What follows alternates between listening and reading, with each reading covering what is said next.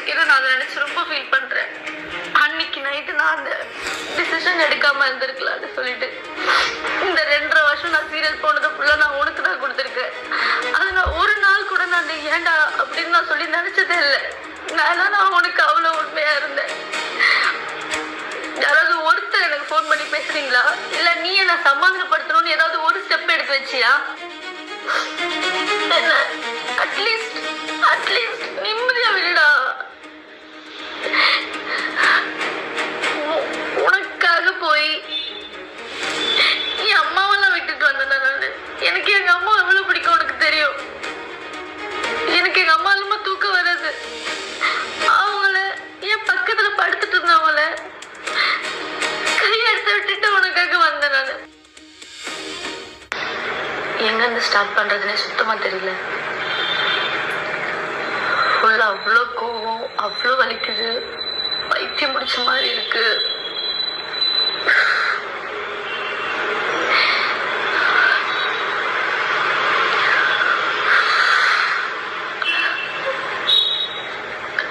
சரி, ஓகே, நான் அழுவாம என்ன விஷயம்ன்றத டக்குன்னு சொல்லிடுறேன். நான் ஆதின்னு ஒருத்தனை லவ் பண்ணேன், மேரேஜ் பண்ணேன். மேரேஜ்னா ப்ராப்பர் மேரேஜ் கிடையாது, ரெஜிஸ்டர் மேரேஜ் பண்ணேன். எல்லாரையும் கூப்பிட்டு வச்சுட்டு அப்படிலாம் நான் பண்ணல. நான் வீட்டை விட்டு வந்துட்டேன்.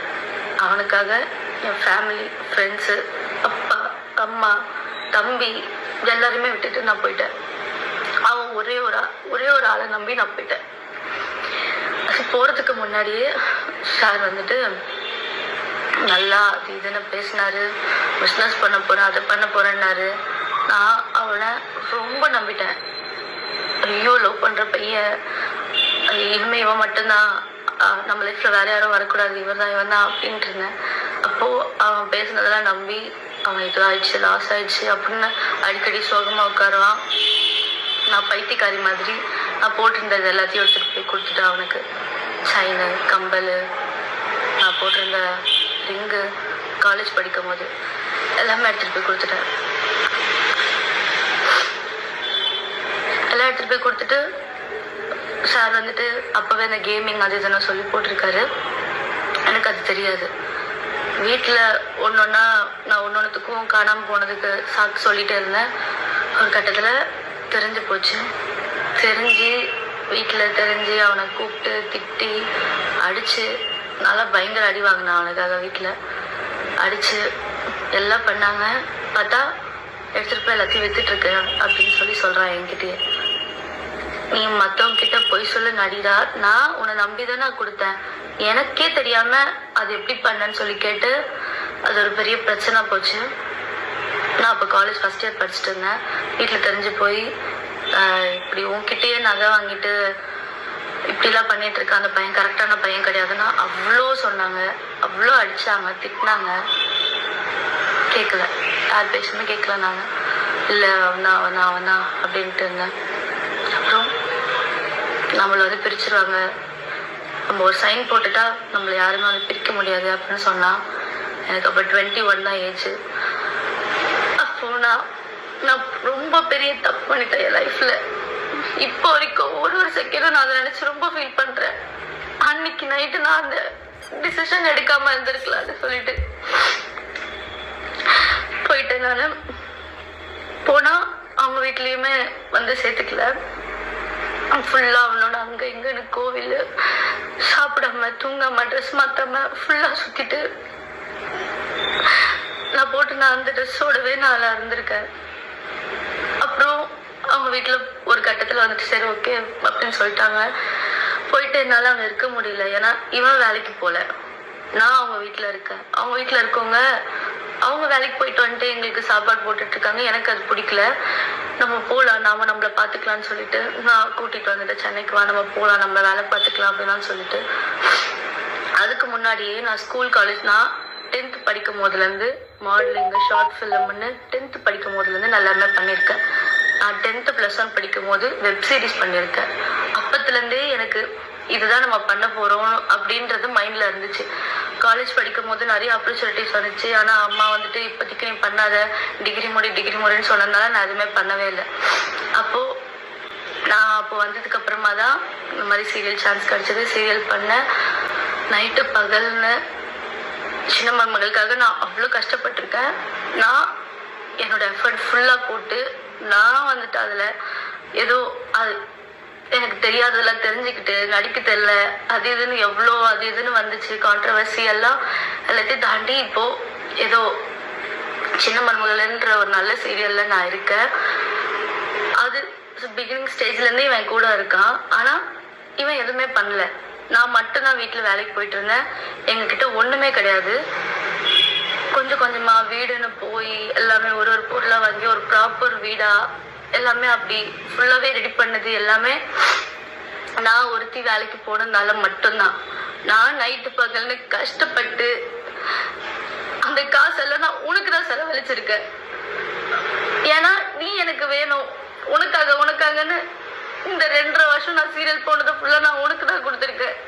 அது நான் ஒரு நாள் கூட நான் ஏண்டா அப்படின்னு நான் சொல்லி நினச்சதே இல்லை. நான் உனக்கு அவ்வளோ உண்மையாக இருந்தேன்.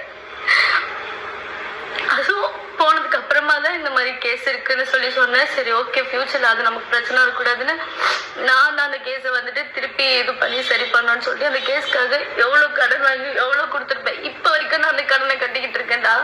ஆனால் அசால்ட்டா நீ வந்து பேசிட்டு போற. எனக்கு புரிய மாட்டேங்குது. நீ என்ன தைரியத்துலடா சுத்திக்கிட்டு இருக்க? கொஞ்சம் கூட ஒரு கில்ட் ஃபீல் இல்ல, ஒரு போயிட்டோன்ற வருத்தம் இல்ல. எனக்கு மட்டும் நீ நேர்ல கிடைச்சன்னு வச்சுக்கோ. இல்ல பெரியவா மாதிரி பேசுறல, கோர்ட்ல பாத்துக்க நீ கோர்ட்டுக்கு வரியா? ஒரு வாட்டி இயரிங்க்கும் கவுன்சிலிங்க்கு மீடியேஷனுக்குன்னு ஷூட்ல அவ்வளோ சண்டை போட்டு அந்த டேட்டுக்கு நான் பெர்மிஷன் வாங்கி அவ்வளோ தூரம் வெயில்னு பார்க்காம ஒரு வாட்டி நான் போய் அங்கே போய் லைன்ல போய் நின்று எனக்கு தேவையாடா இதெல்லாம்? உன்னை லவ் பண்ண ஒரு காரணத்துக்காக இப்போ வரைக்கும் கஷ்டப்பட்டுட்டு இருக்கேன் நான். எனக்கு சுத்தமா நிம்மதி நோலை கிடையாது.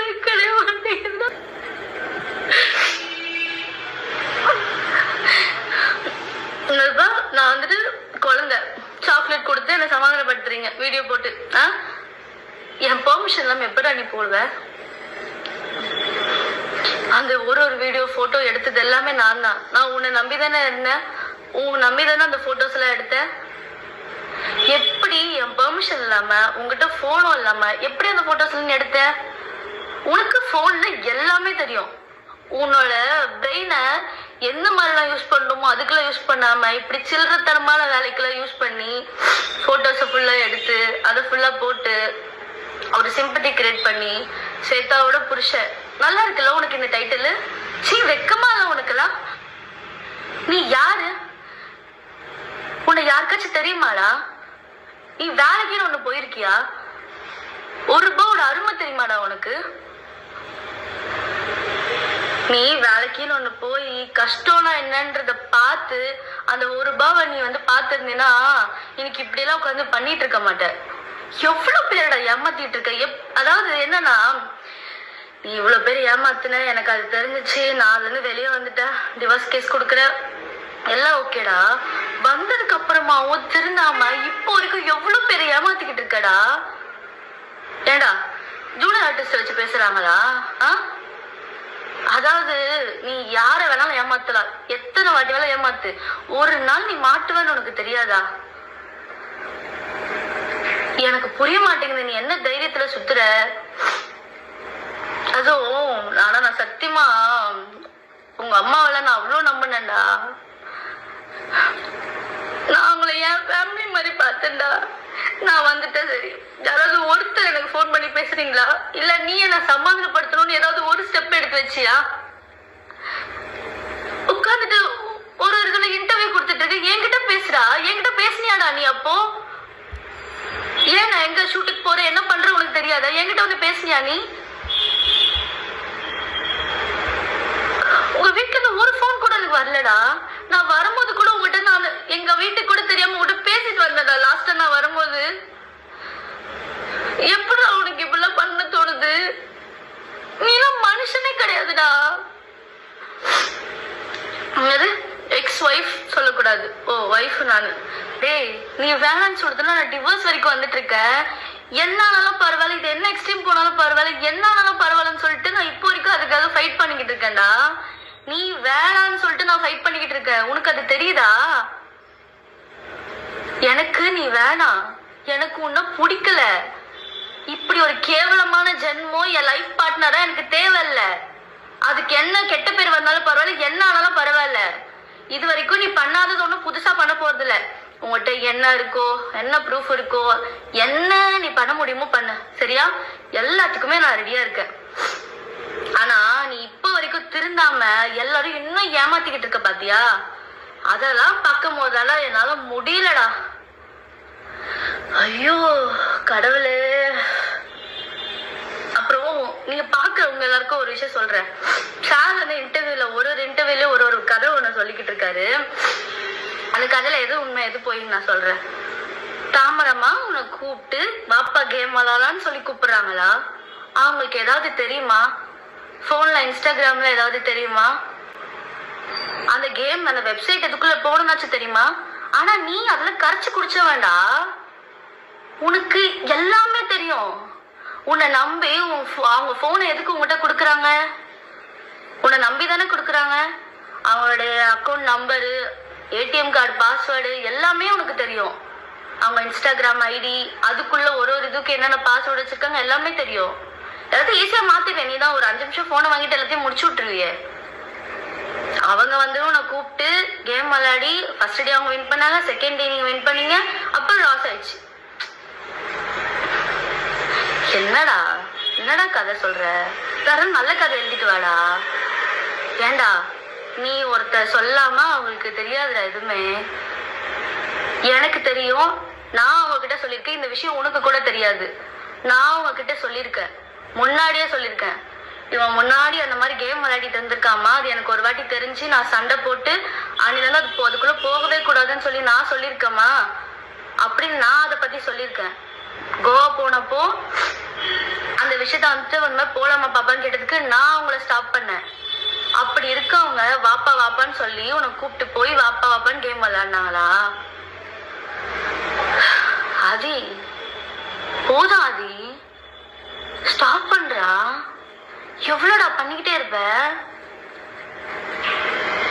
நீ? ஒருத்தரோட பாவம் வாங்கிட்டே இருக்கடா, இன்க்ரீஸ் ஆயிட்டே இருக்குடா. இவ்வளவு பேரோட பாவம் இருந்தா நீலாம் வாழவே முடியாதுடா. நீ எவ்வளவு நீ இதுல வர நல்லது பண்ணி அந்த பாவத்தால கழிச்சுக்கிறியா அப்படின்னு வர சொல்றியாமே. இப்படி பண்ணா நீ இப்படி பண்றது இப்படி பண்ணா சரியாயிடுமாடா? நீ அதுக்கு திருந்தணும்டா. நீ ஆனா திருந்தாத ஜென்மமா இருக்கே. எப்படி நாங்கெல்லாம் வந்துட்டு ஒன்னு வச்சு ஃபேமஸ் ஆயிட்டு இருக்கோம். ஏண்டா இத்தனை வருஷம் அவங்க பார்க்காதது, இத்தனை வருஷம் அவங்க ஃபேமஸ் ஆகாதது உன்னை வச்சு பேசி ஆளாளுக்கு வியூஸ் ஏத்திக்கிறாங்க, ஃபேமஸ் ஆயிக்கிறாங்களா? சரி, நீ ஒருத்த வரல, அவங்க என்ன பண்ணிருப்பாங்க? நீ சோசியல் மீடியால நீ ஒருத்த வரல, ஸ்வேதா புருஷன்னு சொல்லிட்டு எங்கேயும் போய் நீ சொல்லாம இருந்தா அவங்க என்ன பண்ணிருப்பாங்க? நீ ஒரு ஆளுன்னு உன்னை வச்சு எல்லாரும் சம்பாரிச்சிட்டு இருக்காங்களாடா? அது சிரிப்பு வராம காமெடி பண்ண, ஓகேவா? பயங்கரமா சிரிப்பு வருது, எல்லாருமே சிரிச்சுக்கிட்டு இருக்காங்க. நீ இனிமே சொல்றதா இருந்தா நல்ல ஸ்டோரி, இன்னும் கொஞ்சம் கிரியேட்டிவா யோசிச்சு அப்படி சொல்லுங்க, சரியா? அப்புறம் நிறைய சொல்லணும்னு வந்தேன்டா,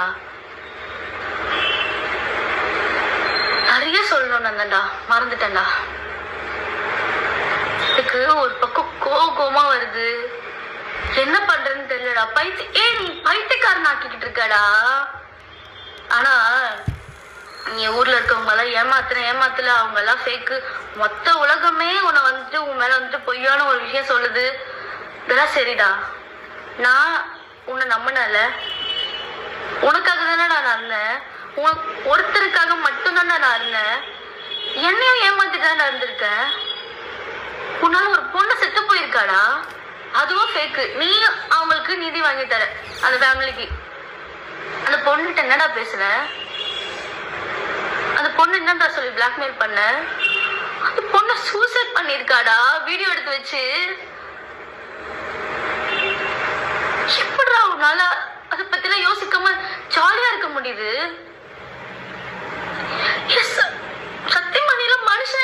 இல்லடா. ஆனா உன்னை உன்னை வந்துட்டு லவ் பண்ணதுக்கு, உனக்காக நான் இவ்வளோ விஷயம் பண்ணதுக்கு நீ எனக்கு ரிட்டர்ன் பண்ற பத்தியா ஒரு விஷயத்த என்னால முடியல.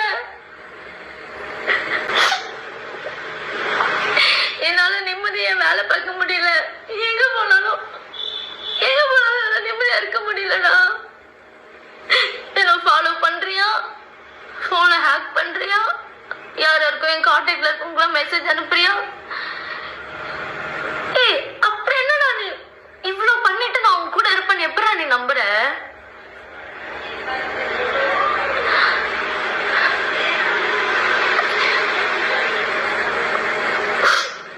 என்ன அட்லீஸ்ட் நிம்மதியா விடுடா. இத பாரு, என்ன ஆனாலும் பரவாயில்ல, நான் இதை வேணான்னு டிசைட் பண்ணிட்டு வந்திருக்கேன். நான் உனக்கு குழந்தை கிடையாது. சுத்தி இருக்கவங்க எல்லாரும் சொல்றது சரிங்கன்னு தலையாடிட்டு பண்றதுக்கு. உன் கூட நான் 2 வருஷம் குப்பை கொட்டிருக்கேன்டா. நீ என்ன சுச்சுவேஷனுக்கு என்ன பண்ணுவ ஏது பண்ணுவேன்னு கொஞ்சமாச்சும் எனக்கு தெரியாது. நீ இவ்வளவு போட்டுக்கிட்டு இருக்கே ஒரு டிராமா, அதுல கொஞ்சமாச்சும் எனக்கு தெரியாதா எது உண்மை எது பொய்யா இருக்கும்னு? என்ன நினைச்சுக்கிட்டு சரிப்பா நீ சொல்ற மாதிரி பிரில்லியன்ட் தான். நானு ஊர்ல இருக்க கதையெல்லாம் நான் வந்து சொல்றதெல்லாம் நம்பிட்டேன்னா, அதனாலதான் இவ்வளவு நாளா என்ன நீ வந்து முட்டாளாக்கிட்டு இருந்திருக்க. ஆனா உன்கிட்ட கெஞ்சி கேட்கிறேன்டா, தயவு செஞ்சு நிம்மதியா விடுற. என்ன இப்படி டார்ச்சர் பண்ணாதடா. நான் எதனா பண்ணணும்னு எனக்கு பயமா இருக்குடா. நீ ஒரு மாதிரி என்ன பண்ற தெரியுமா? சைக்கோ மாதிரி பண்ற நீ. சிரிச்சுக்கிட்டே ஒரு சைக்கோ பண்ணுவான் தெரியுமா, பண்ண வேண்டிய விஷயத்துல அந்த மாதிரி பண்றடா. நீ பண்ற பாவம் வீட்டுல இருக்கவங்களுக்கும் போகும்டா. ஆனா எல்லாரும் சொல்றாங்க, எல்லாருமே சேர்ந்து ஃபேமிலியோட தான் பண்றீங்க எல்லாம் சொல்றாங்க, நானும் பாக்குறேன். ஆனா அவங்களாம் பாவம்டா, அவங்க வீட்டுல இருக்கவங்களும். ஆனா எப்படி உங்க அம்மா தாண்டா உனக்கு எடுத்து வச்சிருக்கா. உங்க அம்மா தாண்டா இப்படி ஒருத்த காலேஜ் படிக்கும் போது ஸ்கூல் படிக்கும் போதே ஃப்ராட் தனம் பண்றா, இவளை ஏமாத்திட்டு சுத்திட்டு இருக்கான்னு தெரிஞ்சிருந்ததுன்னா அப்பவே உனக்கு ஏதாவது பண்ணிருக்கணும்டா. உன்னை எவ்வளவு நாள் வந்து சப்போர்ட் பண்ணிட்டு நீ பண்ற தப்புக்கெல்லாம் கூடவே வந்துட்டு இருக்காங்க பாரு. உங்க மீடியால இந்த இன்டர்வியூ எல்லாம் எடுக்கிறீங்க தெரியுமா, அவங்க கிட்ட நான் தயவு செஞ்சு கேக்குறேன், தயவு செஞ்சு அவன் ஒரு ஆளுன்னு சொல்லிட்டு உட்கார வச்சு இன்டர்வியூ எடுத்துட்டு இருக்காதீங்க. 10 பைசாக்கு பிரோஜனம் கிடையாது. உங்களுக்கு வியூஸ் வேணும் இல்ல வந்து கண்டென்ட் வேணும், கொஞ்ச நாளைக்கு நீங்க போடணும் அப்படின்னு சொல்லிட்டு இந்த மாதிரி தப்பான ஒரு விஷயத்த, கேவலமான ஒரு ஜென்மத்தை வந்துட்டு நீங்க வந்து என்கரேஜ் பண்ணாதீங்க. அவருக்கு திருந்த மாட்டான், அவன் இப்படியேதான் இதே கண்டினியூ பண்ணிக்கிட்டு இருப்பான். ஆனா நீ பண்ற எல்லாம், நீ யாரை ஏமாத்தலாம், போலீஸ் ஸ்டேஷன்ல இருக்கவங்களை ஏமாத்தலாம், கோர்ட்டை ஏமாத்தலாம். கோர்ட் வந்துட்டு லா அண்ட் ஆர்டர் தான் நீ சார் மதிப்பீங்கல்ல. எப்படி சார் நீங்க லா அண்ட் ஆர்டர்லாம் மதிப்பீங்க? ஃபர்ஸ்ட் நீங்க கோர்ட்டுக்குன்னு ஒன்று போகணும். உங்க கேஸ்கா இருந்தாலும் சரி இல்லை உங்க ஒய்ஃபோட கேஸ்கா இருந்தாலும் சரி, நீங்க கோர்ட்டுக்கு போய் அட்டென்ட் பண்ணணும். ஏதோ ஒரு ஊர்ல போய் மறைஞ்சு போய் உட்காந்துக்கிட்டு நம்பரை மாத்திட்டு ஒய்ஃபைல உட்காந்து பேசிட்டு இருக்க கூடாது, சரியா? ஃபர்ஸ்ட் நீங்க எல்லாத்தையும் ஃபேஸ் பண்ண ரெடியா இருந்தீங்கன்னா ஃபேஸ் பண்ணணும். உட்காந்து இந்த மாதிரி இன்டர்வியூல உட்காந்து ஃபேஸ் பண்ணிட்டு இருக்க கூடாது, நேர்ல வந்து ஃபேஸ் பண்ணணும், புரியுதா?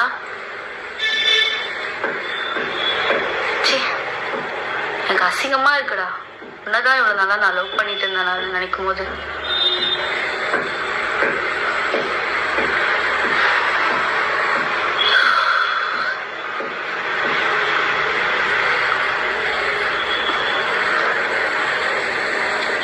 நான் இப்படி ஒரு விஷயத்த பண்ணவே கூடாதுன்னு இருந்தேன். நீ என்னாலும் பேசிட்டு போ, உனக்கா வந்து தெரியும் நம்ம பண்ணிட்டே இருக்கோம், தப்பு பண்ணிட்டே இருக்கோம்னு சொல்லி நீ என்னைக்காச்சும் ஸ்டாப் பண்ணுவ, நிப்பாட்டுவ, திருந்துவ அப்படின்னு நினைச்சிட்டு இருந்தேன். ஏன்னா திருந்தவே மாட்டேன். அதனால இன்னைக்கு நானே ஓகே, நீ என்னடா சொல்றது, நானே சொல்றேன்னு சொல்றேன், என்ன வேணாலும் பண்ணிக்கோ, சரியா? ஆனா நான் உன்னால ரொம்பவே மென்டலி அஃபெக்ட் ஆயிருக்கேன். நீ மென்டலா கிட்ட இருக்கடா. என்ன உன்னால பைத்தியம் பிடிக்குதுடா எனக்கு. நான் நல்லா தூங்கி 8 நாளாச்சு தெரியுமாடா உனக்கு. நான் சரியா சாப்பிட மாட்டேங்கிறேன், தூங்க மாட்டேங்கிறேன். வெயிட் போட்டுட்டு போகுது. நான் சரியா சாப்பிடாம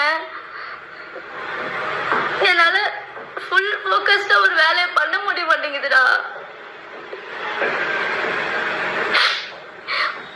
நீலாம் மனுஷனா இருந்தா உனக்கு தெரியும் ஆப்போசிட்ல இருக்கவங்க ஃபீலிங்ஸ் எப்படி இருக்கும், அவங்க ஃபீலிங்ஸை மதிக்கணும்னு உனக்கு தெரியும். நீலாம் மனுஷனே கிடையாதுடா. உனக்கு சாப்பாடு போட்டவங்களையும் நீ பேசுவ. ஏண்டா வாய்க்கு செம பேசுற எல்லார பத்தியும். தாமரமா இன்னைக்கு அவங்க என்ன வேணாலும் பேசிட்டு போட்டேன்டா, உன்னை பத்தி தப்பா கூட சொல்லிட்டு போட்டோம். உனக்கு மனசாட்சின்னு ஒண்ணு இருக்கும்ல. அவங்க எத்தனை நாள் நமக்கு யாருமே இல்லாதப்போ அவங்க கூட நின்று இருக்காங்க, நமக்கு சாப்பாடு போட்டிருக்காங்க. அதெல்லாம் உனக்கு அவங்கள பத்தி பேசும்போது வாயில வரும்போது ஒரு வாட்டி கூட உனக்கு தோணாதாடா? இந்த மாதிரி பண்றதுக்கெல்லாம் சுத்தமா வரமாட்டேங்குதுடா. எப்படி நமக்கு ஒரு விஷயத்த பண்ணவங்க அவங்க நமக்கு என்ன வேணாலும் கெடுதல் பண்ணிட்டு போட்டோம், திருப்பி அவங்கள வந்துட்டு பேசுறதுக்கெல்லாம் வாய் கூசல உனக்குலாம். இப்ப நான் இதை பேசினா அவங்க எனக்கு சப்போர்ட் பண்ணி பேசினாங்கன்னு சொல்லுவேன். என்ன வேணாலும் சொல்லிக்கோடா. உன்னால நிறைய ஒரு நல்ல ஒரு ஹார்ட்டை, நல்ல ஒரு சோலை, நல்ல ஒரு மனுஷங்களை உன்னால நான் இழந்துட்டேன்டா. ஆனா நீ பண்றதுக்கெல்லாம் உனக்கு ரிட்டர்ன் நல்லா வரப்போதாது. நீ நினைச்சிட்டு இருக்கியா நீ ஊர்ல இருக்கவங்களுக்கு ஜஸ்டிஸ் வாங்கி தர? அப்புறம் எங்க அது வேலை பாக்குற அசிஸ்டன்ட் டைரக்டர்? எந்த படத்துல இருந்து சீரியல் அசிஸ்டன்ட் டைரக்டர் உன வேலைக்கு வச்சிருக்காங்க? ஏன்டா இப்படி பொய்க்கு மேல பொய் சொல்லிட்டு இருக்க? போதண்டா, நிப்பாட்டு. நிம்மதியா இருக்க விடுறா. நீ நிம்மதியா உன் வேலையை பாருடா. உன் வேலையை பாக்குறத விட மத்த எல்லாமே பண்ணுவ நீ. ஆனா என்ன இந்த மாதிரி ஆக்கிட்டல்ல, பைத்தியம் முடிச்ச மாதிரி ஆக்கி வச்சுட்டல. என்ன உன்னால பைத்தியம் முடிச்ச மாதிரி இருக்கேன்னா நானு என்னால ஒழுங்கா வேலை பார்க்க முடியல. நான் குண்டாயிட்டேன்னு வர எல்லாரும் சொல்றீங்க தெரியுமா? நான் ப்ராப்பரா சாப்பிட்டு தூங்கி ரொம்ப நாள் ஆச்சு. டேப்லெட்ஸ் எடுத்துட்டு இருக்க, தூக்கம் வரலனா. ஆனா நான் உன்னை லவ் பண்ணதுக்குள்ள நீ ரிட்டர்ன் எனக்கு இப்படி நல்ல ஒரு கிஃப்டா எனக்கு கொடுத்துட்டு இருக்கடா. எப்படிடா உனக்குலாம் மனசு வருது?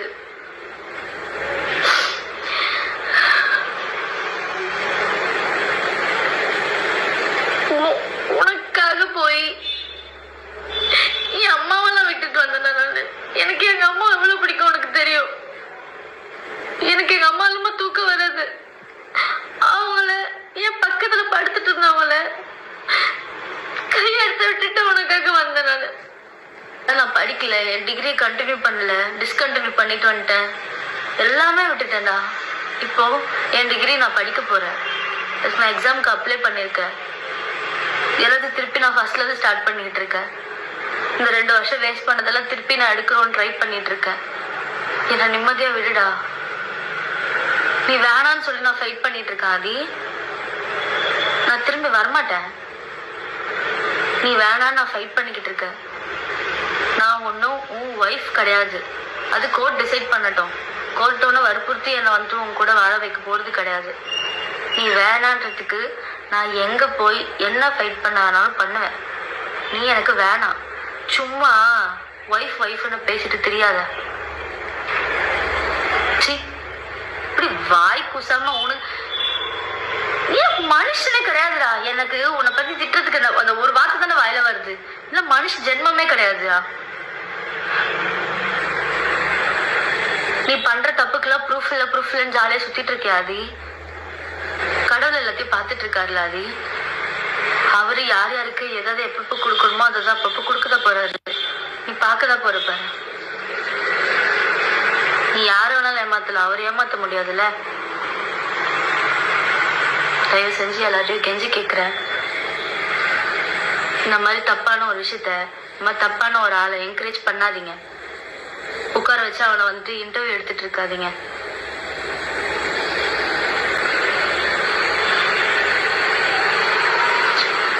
எனக்கு நான் உன்னால மென்டல் மாதிரி ஆயிட்டு இருக்கேன்.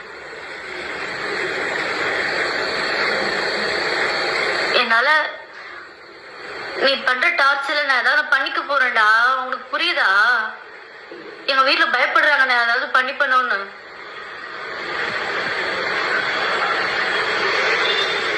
அட்லீஸ்ட் என்ன நிம்மதியா விடு. திருப்பி இப்படி ஃப்ராட் தானே பண்ணிட்டு நீ சுத்திட்டு இருக்கே, அதெல்லாம் போதும். அந்த பாவத்தை வாங்கிக்காத. இப்போ நான் நல்லபடியா சொல்றேன், தயவு செஞ்சு இதெல்லாத்தையும் நிறுத்து, திருந்து. 300 ப்ரமோஷன் பண்ண, 5 தான் ப்ரமோஷன் காசு என்ன இருக்கு? உனக்கு என்ன தெரியும் அந்த வேலையை பத்தி?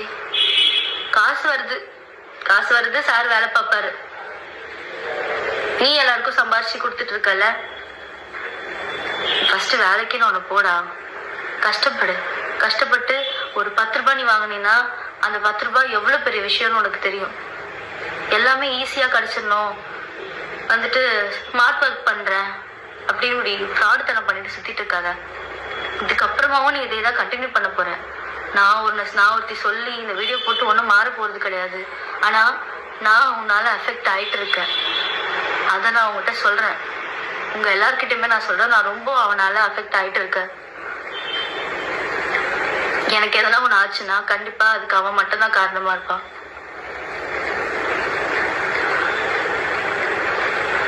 நிம்மதியாக விடுடா, எல்லாரையும் உன் வேலையை பாருடா, திருந்துடா. ஃபஸ்ட்டு ஃபேஸ் பண்ண எல்லா ப்ராப்ளத்தையும் நேரில் வந்து ஃபேஸ் பண்ண. எங்கேயோ போய் உட்காந்துக்கிட்டு ஒய்ஃபைல பேசிக்கிட்டு சிம் கார்டை மாற்றிட்டு பெங்களூரில் இன்டர்வியூக்கு வாங்கன்னு கூப்பிட்டுட்டு இப்படி உட்காந்துட்டு இன்டர்வியூவில் கொடுத்துட்டு இன்டர்வியூவில் பேசிகிட்டு இருக்காத. நேரில் ஃபேஸ் பண்ண.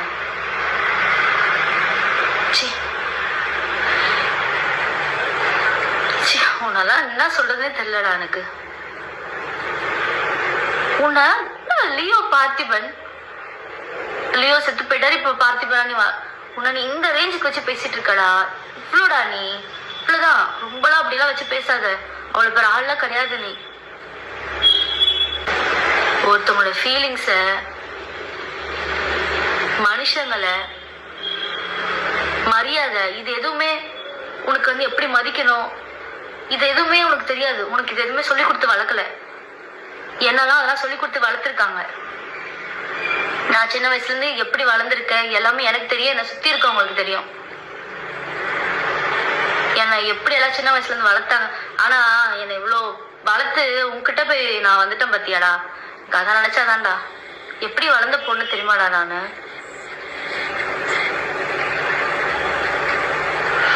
உன் கூட வந்து என் லைஃபையும் நான் ஸ்பாயில் பண்ணிட்டேன்டா. ஆனா நல்ல வேலை நான் இப்பவாச்சும் அந்த டிசிஷன் எடுத்து இது தப்புன்னு தெரிஞ்சு நான் வெளியே வந்திருக்கேன். அது வரைக்கும் நான் சந்தோஷப்படுறேன். நான் ரொம்பவே சந்தோஷப்படுறேன். நீங்கள் நிறைய பேர் எனக்கு டிஎம் அனுப்பிச்சிட்டு இருக்கீங்க, எனக்காக ஃபீல் பண்ணி. நான் அதெல்லாம் பார்க்காம இல்லைன்னு எல்லாத்தையுமே பார்த்துட்டு இருக்கேன். மெசேஜ் எல்லாம் நான் பார்த்துட்டு இருக்கேன். நான் அப்படி ஒரு டிசிஷன் எடுத்ததுக்கு நான் ரொம்பவே பெருமைப்படுறேன்.